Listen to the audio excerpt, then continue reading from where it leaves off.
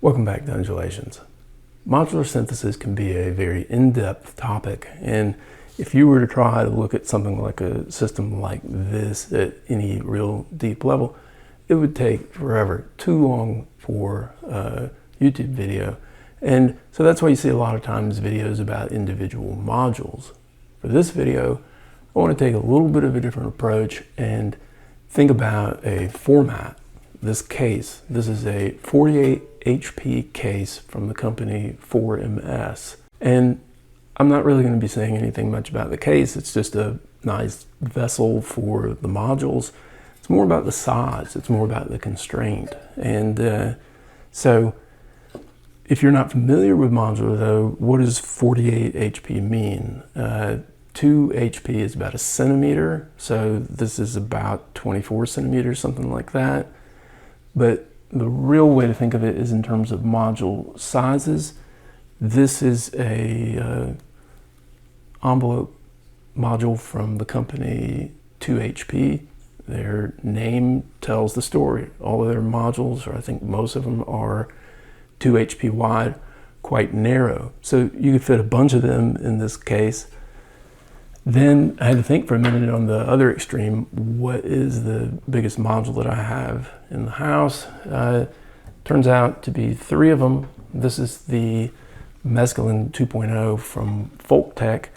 It's a standalone synth, but actually each of these tiers here is a module that would go in my case, and basically any one of these would fill this case. So you have a lot of different variety in module size, and you have a lot of different variety in module functionality. Now, those are the extremes.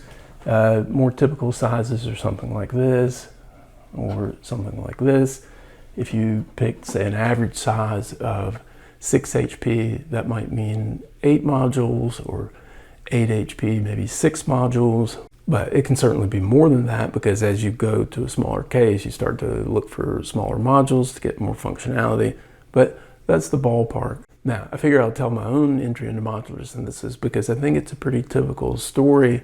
I had standalone items like the Basel Castle. That's a sub $100 semi-modular synthesizer. It's not really the same format in terms of the cable sizes, but it's actually compatible with this type of stuff. So that's kind of an entry in. But then the real entry for me was getting the Make Noise O-Coast. Start adding things like the Korg SQ1, and eventually you got like a little modular ecosystem without even having any modules or modular setup. So at some point it made sense to get this skiff, which is also from Make Noise, and I think that it's like 102, 104 HP. You can fit a ton in it. I didn't have this filled up. You do things like buy plates to fill the spaces that you don't have modules for. But eventually you've got it full and you think, well, all right, I'm done. But you see a module that you like. And so you start to have more modules than you do space. And so then you're sort of rotating your crops for that and getting different setups. But it's not very portable, and I was going to take a trip, so I wanted to do some modular on that trip and got this pod. But I want to stress that the evolution of how you get to something like this is important, because things that I picked up along the way, like a sequencer, I can use that as a what I call an outboard device. And so that can provide supplementary sequencing, or maybe eliminate the need to have a sequencer in the pod. Let me put some other stuff in there. And the same thing goes for effects. I very rarely ever put anything more than a little narrow effect module into this pod, because in so many cases I can use things like guitar pedals to be able to sort of make up for that. And if you think of a pod as the pod only, that's a sort of the ultimate constraint on it. But if you think of it as a portable thing to go with some of your other stuff, sequencers, effects pedals, and that sort of thing, starts to really open it wide to what you can put in there. So for this video, I'm going to set up a bunch of patches. We'll look at them in some detail, listen to them. Last thing though is, how do you go about learning something like this? I know there's a software version of your rack called VCV Rack. That's one way to start. You may already know things about, for example, visual coding, or maybe you've used equipment like this in, I don't know, a laboratory setting or whatever. It's not that different from a lot of the way that we typically think about musical things. And so I think the best advice that I would ever have is just manuals and time, be patient, trying to just pick it up as you go. And got a couple of books on it, but I feel like the manuals and just the overall experience of hands-on is really the way to move forward with modular. So let's go ahead and get started.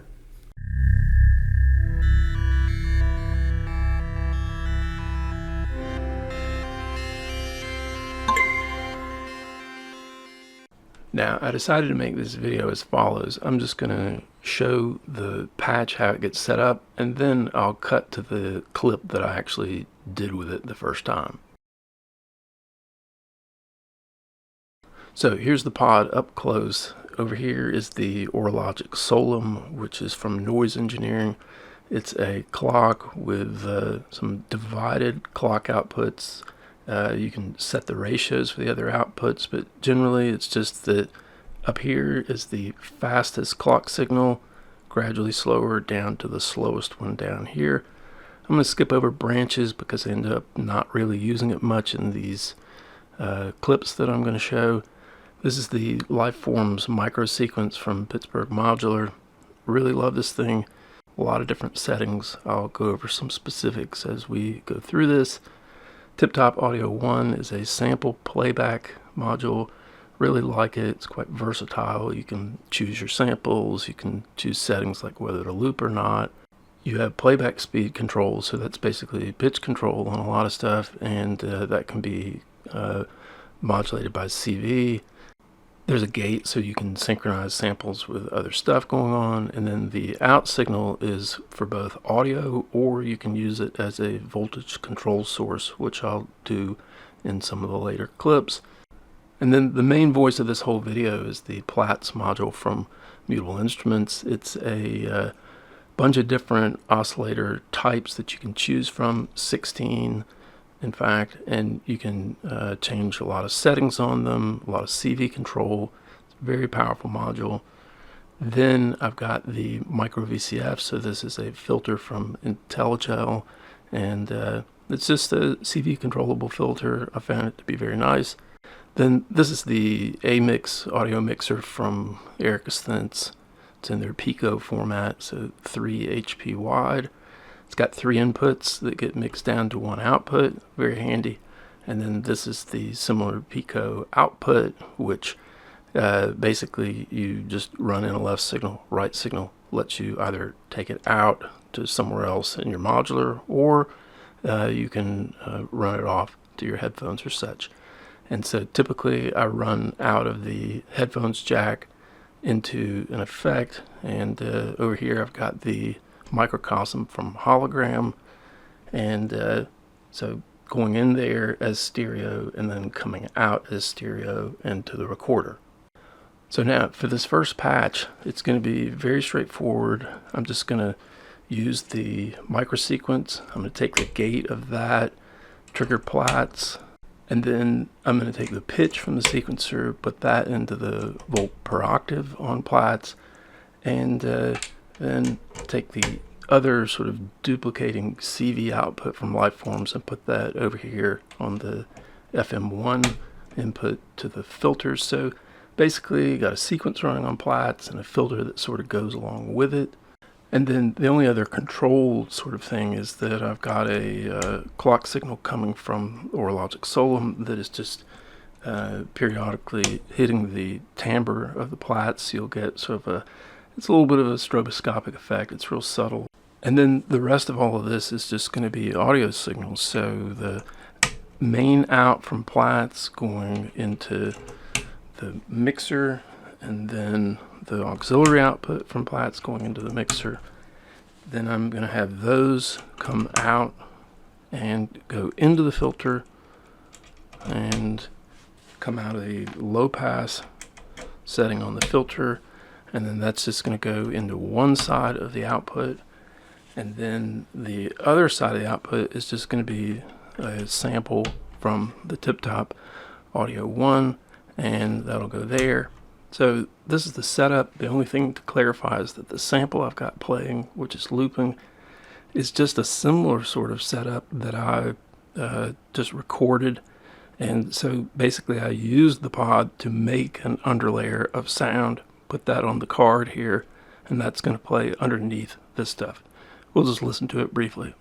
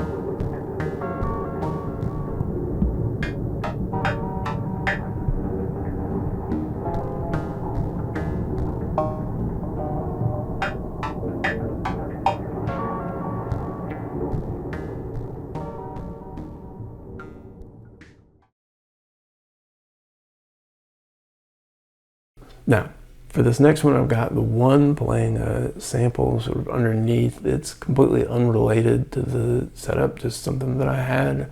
And then Plaits is sequenced on top of that, kind of glitched up by the Orologic Solum. Let's take a closer look at the patch.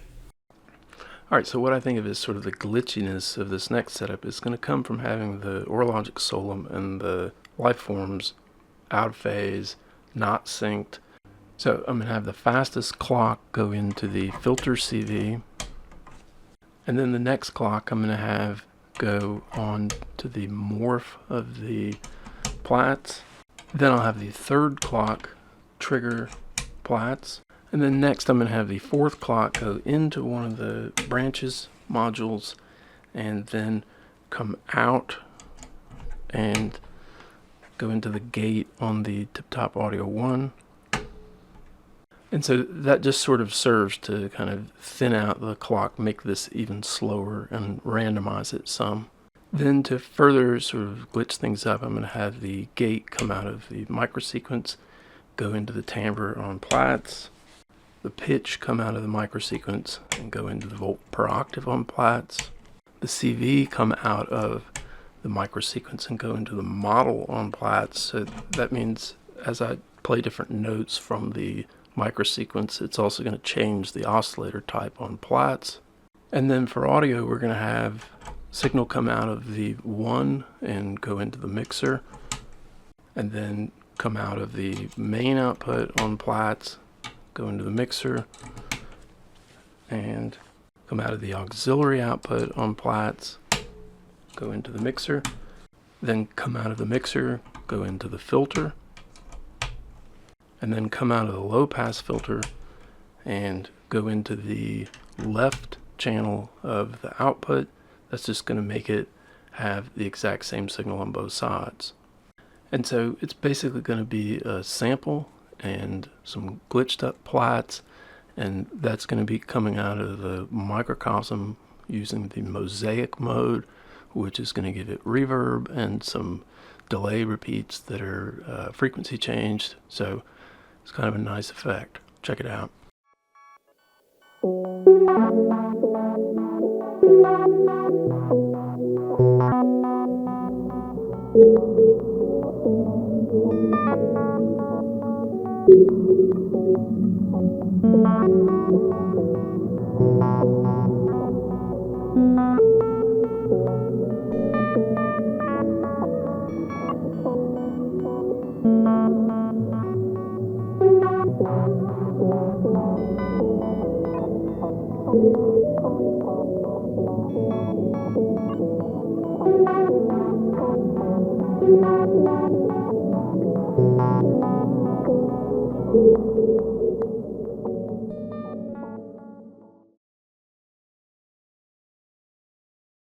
That last one, if you notice, was in mono, and that's because I was routing everything through the filter, the sample included, and then that was coming out one channel, and so the same on both sides.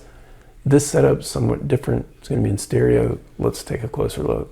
Now, for this next setup, I left pretty much everything the same, except I switched the tip-top signal over to the right channel. So now we're going to have Plaits on the left and the sample on the right. So it's not going to be filtered anymore and won't have that sort of stroboscopic gating. And yet all of that is just going to go and come out through the microcosm in stereo. So see what you think as a comparison.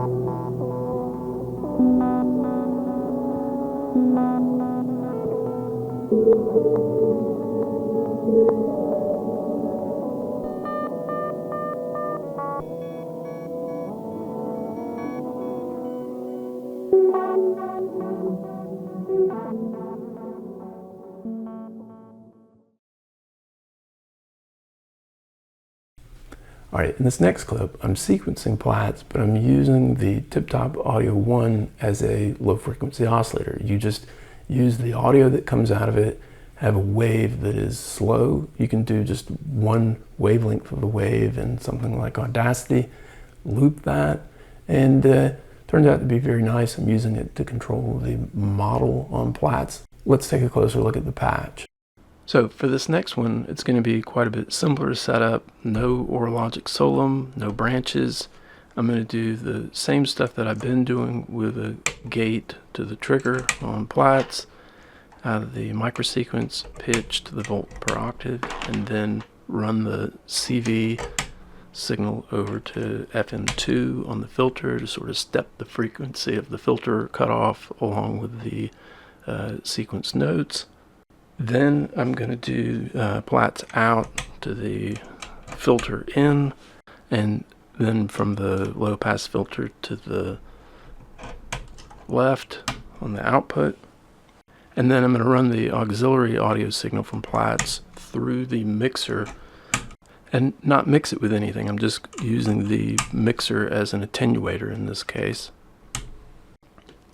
And then that'll come out through the microcosm as before, but the big difference in this setup is going to be that I'm using the Tip-Top Audios out to go into the model type on Plaits, and I'm using that sine wave, and so you'll see this light for the model type just go up and down. It gives a lot of variety to the sound. I really like the effect.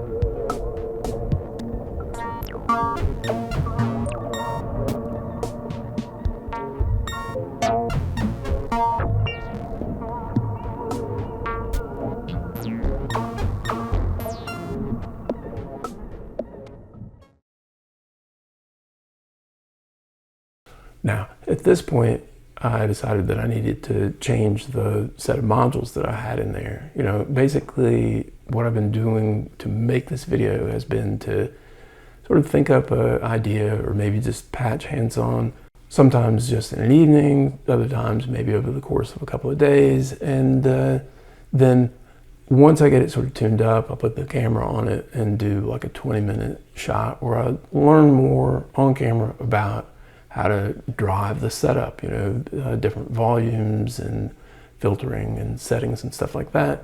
And then got sort of the Instagram brain now where I do try to do like a 1-minute shot.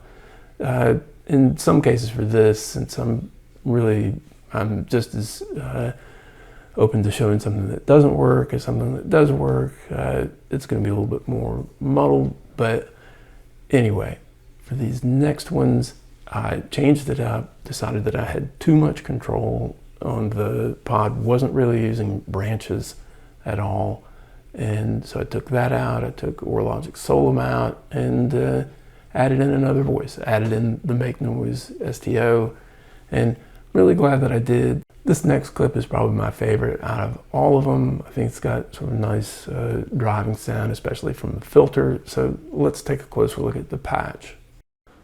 Okay, so this one's going to be quite different. No life forms. I'm using the SQ1 as the main sequencer of it. Not going to use any samples from the one. Be using the EG envelope a lot, and then also starting to use the SDO. I'll be using the variable shape oscillator that comes out of this socket over here. And then, even though I like the Microcosm a lot, I decided that using a simpler reverb would probably make more sense. This is the slow, really love it, and what I'm going to do is have it on one channel, and so the signal's going to come out, one side's going to go through the reverb, the other side's just going to go dry into the mixer, and then those signals are going to be recombined to the recorder. So you'll be able to hear that, especially if you have headphones. You'll hear dry on one side, lush on the other side. And it's probably too big of a distinction, but I figured I'd leave it that way just so you could hear it. I find that I like to listen to it through well-separated speakers out loud rather than headphones. So if you can, give that a try. It just sort of like mixes after the fact in the ambient that you're in and can give a nice effect to the whole sound. Now, the SQ1 is a 2-track sequencer, A and B, and if you're in 16-step modes, then A and B are the same, but if you go into 8-step mode, then it's 2 parallel tracks. I'm going to do some of both, and you can see what the difference does. To start with, I'm going to run from the gate of the A channel to the EG trigger right here. So each step will make this envelope trigger. Then I'm going to go from the ACV into the Plaits volt per octave. And the SQ1 CVB is going to go into the SDO volt per octave. And then I'm going to use a stackable cable to go from the out on the EG to the morph on Plaits and carry that envelope signal on over to the FM2 on micro VCF. And then I'm going to have the first Plaits out into mix 1, second Plaits out into mix 2, and the variable shape waveform from the SDO into the mix 3 input, then out into the filter like we've been doing, and from the low pass filter over into the left channel over here. And so then the signal is going to get split part through reverb, part not, like I just described. Now, something to think about is these two CV outputs, one going into Plaits volt per octave, the other going into the SDO volt per octave. When I'm in the parallel track mode at first in the upcoming clip, that's going to mean that the SDO and the Plaits are playing different notes, but then when I switch to the 16-step mode, it gives a nice effect because suddenly the SDO and the Plaits start tracking along together, sort of. So check it out, see what you think.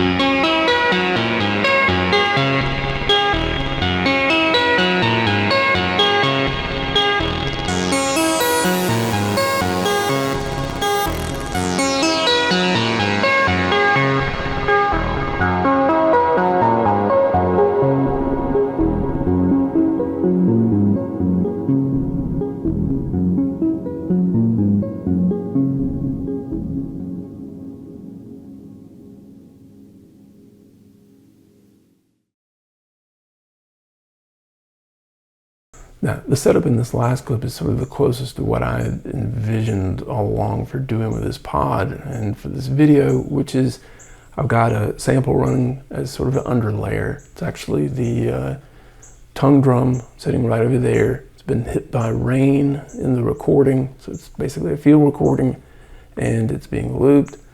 Then got some bass from the STO, and then the Plaits is doing some sort of glitchy type hi-hat stuff. So let's take a closer look at the patch.